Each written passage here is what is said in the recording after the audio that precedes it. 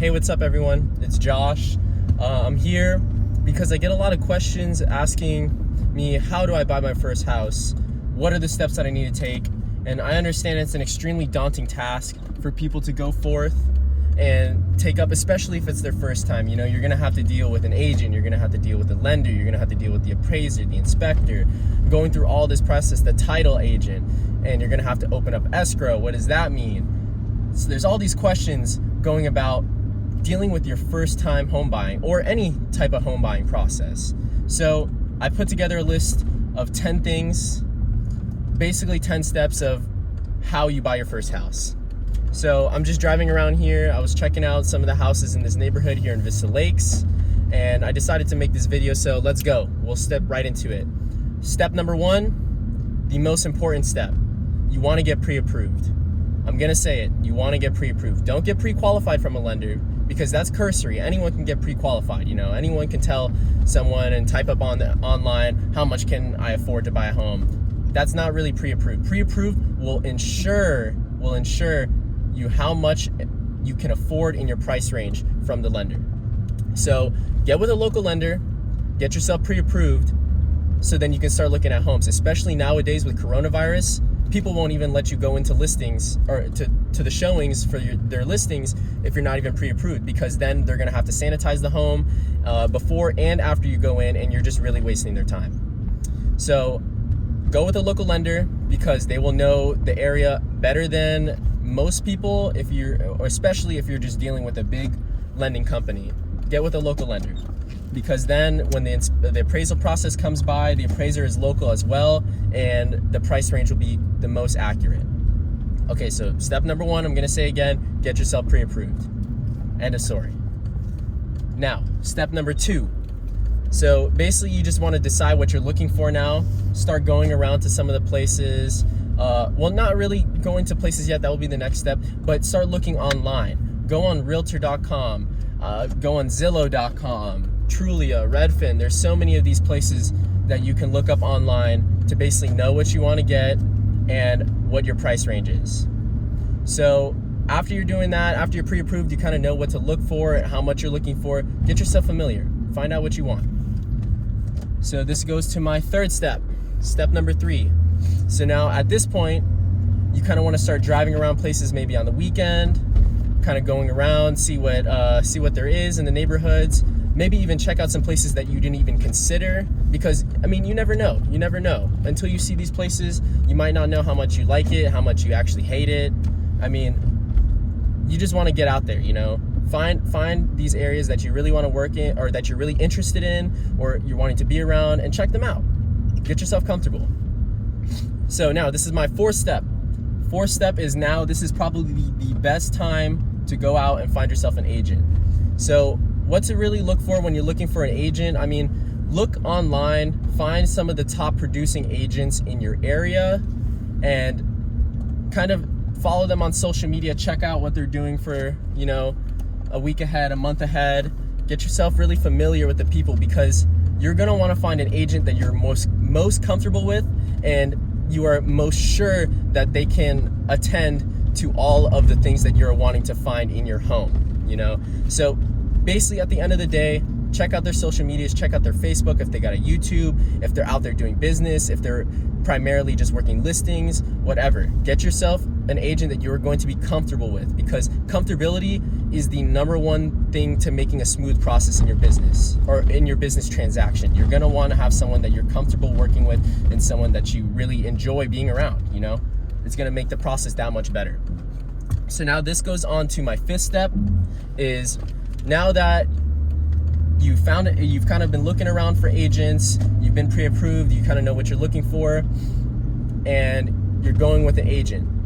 So now that you picked your agent, I'm sure they're probably going to be extremely ecstatic, because you've done all this preparing. You've gone around, you know what you want, you've narrowed down your searches and the areas that you want now because you drove around, and you're pre-approved. The agent's gonna love it. They're not gonna hesitate to want to take you around to some open houses, some listings, and at this point, the agent that you're signing with should set you up to an automatic subscription service for the MLS. Basically what that means is they'll get your email, they'll write down the criteria of everything that essentially that you want in the home, And from there, you will see all of the market activity that comes up in the homes that you're wanting to buy. So get an agent that's going to get you on that, because then that will put you one step ahead of all the process, because you're going to know everything that's happening in the market within what you're looking for in your price range. For the most part, as much as they can. And even though you may think it's not going to be as accurate, you can put in whether you want a pool, whether how much acreage you want, even just little specific things as wanting a covered patio in the back. Someone can put that in for your subscription service, So get you an agent that's really gonna work for you in that way and help you find the home that you really want. So now this is gonna go on to the sixth step.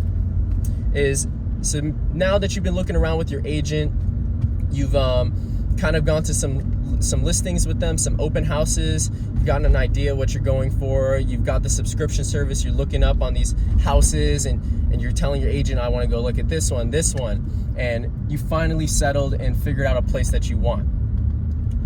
What are you going to do now is you're wanting to talk to your agent and tell them, hey, let's put an offer on this home. This is the home I think is going to be it, So let's say you tell your agent, okay, let's go 8% lower than the asking price, okay?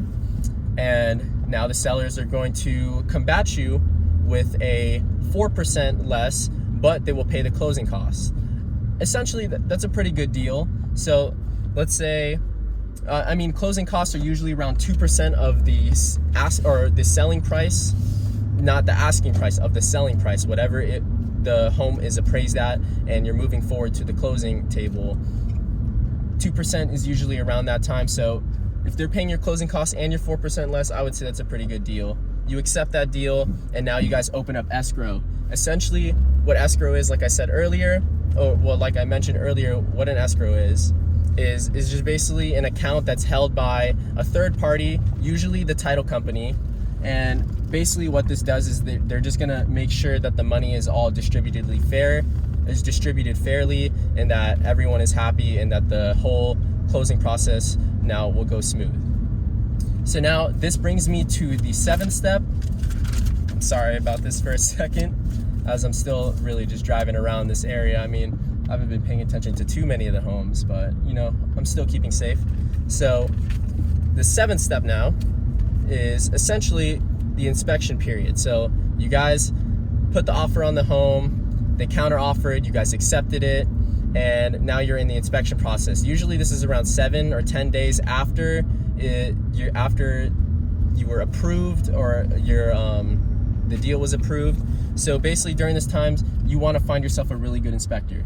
The reason I say that is the inspector that is going to be working with you is going to save you a lot of hassle in the future if they're doing their job right and they're checking for all the little and big problems that may come up in the future, or problems that might grow into bigger problems. So after the inspection comes in, they'll give you the inspection report, your agent will go through with it with you, and then maybe you'll compile a list of some of the repairs that you want to do on the home before you guys close and move in, and basically you're going to send it off to the sellers to make sure that they know that these things might need to be repaired before you want to move in. I will say right now, so this is the 8th step basically, but I will say right now, sellers are usually extremely reluctant to doing any repairs. Just from my experience, sellers usually are not too happy when you're asking them for more repairs, especially if you got them down on the price already and you're getting a deal. So basically with sellers, they're going through the stress of everyday life and selling their home, packing up, finding a home to move to. So they're going through a lot, and if you got them down on the price, they're usually not going to want to do any other repairs, because then that's more money out of their pocket into a home they're not even going to be moving into. So usually if there's not too many repairs, you'll be good, and you might have to just suck it up and deal with it yourself when you move into the home. But your agent should really be working their best to at least get you some of the repairs on that inspection report done. So now, after all of that is done, this will move on to the 9th step, and basically what that is the appraisal process. So now the lender will send in an appraiser. It's randomized, it's not really anyone that you can really pick anymore. So that now the appraiser comes in, they check out the home.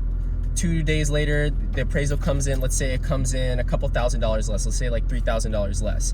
usually in a hot market where homes are moving really fast and you already got the sellers down on this price and maybe they did some repairs, they're probably not going to want to go down in price. So in that case, you are usually going to have to, as a buyer, put more cash up front. Let's say it's $3,000, you're going to have to put that $3,000 cash in, or the deal might go sour.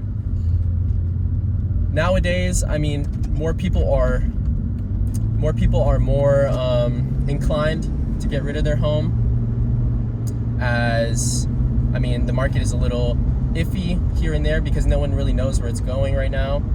So basically, after you're doing that and you're going through with, or after the appraisal comes in and you guys figure all that out, on the best case, the sellers will go down $3,000 in the price, and then nothing really happens, and you guys just move forward to the closing process.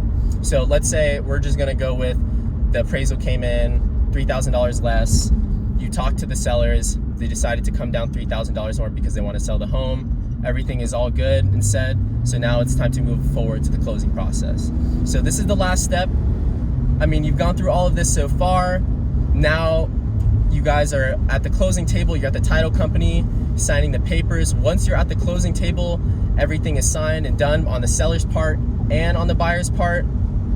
Then at the closing table, once that's done, the realtor will hand over the keys, and congratulations, you are now a homeowner.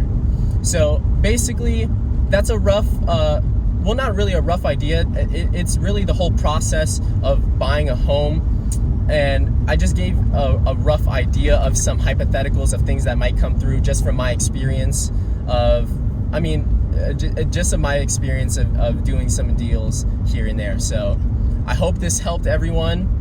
I hope this helped you if you're looking to buy your first home.